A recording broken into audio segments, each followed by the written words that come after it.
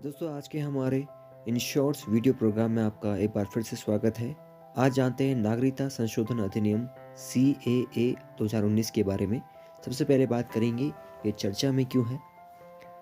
हाल ही में केंद्र सरकार ने एक अधिसूचना जारी करके नागरिकता संशोधन अधिनियम 2019 को लागू कर दिया है। अब जानते हैं नागरिकता संशोधन अधिनियम 2019 है क्या। नागरिकता संशोधन अधिनियम 2019 को नागरिकता अधिनियम 1955 में संशोधन के बाद लाया गया है।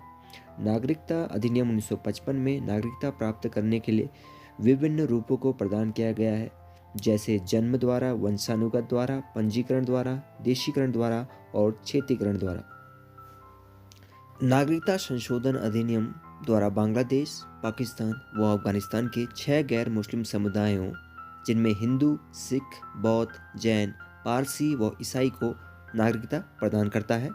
इनमें से जिन्होंने भी 31 दिसंबर 2014 को या उससे पहले भारत में प्रवेश किया हो, यह इन समुदायों को विदेशी अधिनियम 1946 और पासपोर्ट अधिनियम 1920 के तहत किसी भी आपराधिक मामले में छूट भी प्रदान करता है। अब जानते हैं नागरिकता संबंधी प्रावधानों के बारे में। नागरिकता संविधान के तहत संघ सूची में सूचीबद्ध है और इस प्रकार यह संसद के विशेष क्षेत्राधिकार के अंतर्गत है। संविधान नागरिक शब्द को परिभाषित नहीं करता है, लेकिन नागरिकता की विभिन्न श्रेणियों का विवरण भाग 2 के अनुच्छेद 5 से 11 में दिया गया है। आइए आप इन अनुच्छेदों को जानते हैं। अनुच्छेद 5 यह संविधान के प्रारंभ होने पर नागरिकता प्रदान करता है। इसके तहत भारत में निवास करने वाले और जन्मे सभी लोगों को नागरिकता दी गई है।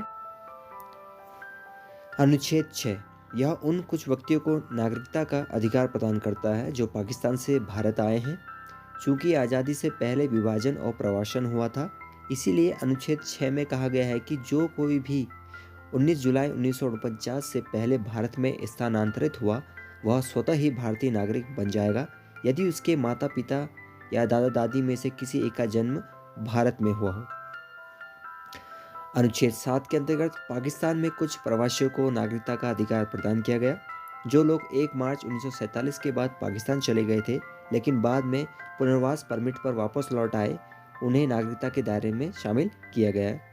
अनुच्छेद 8 के अंतर्गत भारत के बाहर रहने वाले भारतीय मूल के कुछ व्यक्तियों को नागरिकता का अधिकार प्रदान किया गया।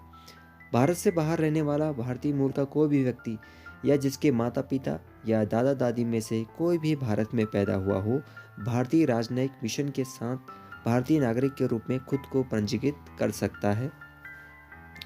अनुच्छेद 9 में यदि कोई व्यक्ति स्वेच्छा से किसी विदेशी राज्य की नागरिकता प्राप्त कर लेता है तो वह भारत का नागरिक नहीं रहेगा।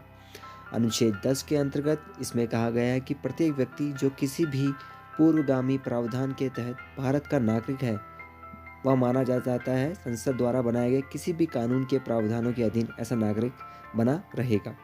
अनुच्छेद 11 में यह संसद को नागरिकता के अधिग्रहण एवं समाप्ति और उससे संबंधित सभी मामलों के संबंध में कोई भी प्रावधान करने का अधिकार देता है।